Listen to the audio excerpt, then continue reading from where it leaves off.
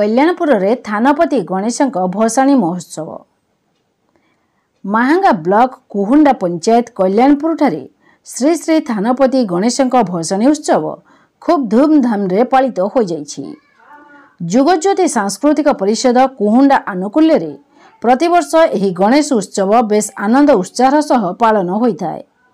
चलित वर्ष कल्याणपुर गाँवर एही नियारा भसाणी देखिबा पई हजार हजार श्रद्धालु एकत्रित होइथिले। कल्याणपुरर एही मुहूर्त को बंगीय कारीगर माने निर्माण करि आसुछन्ति।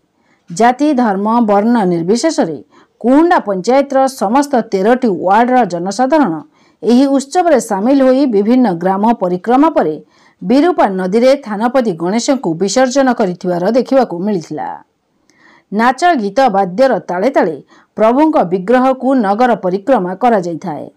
महांगा निर्वाचन मंडलीर सबुठारु सुदीर्घ कल्याणपुर थानापति गणेश उत्सव देखिबा पई बहु दूर दूरांतरु श्रद्धालु माने छुटी आसीथांती।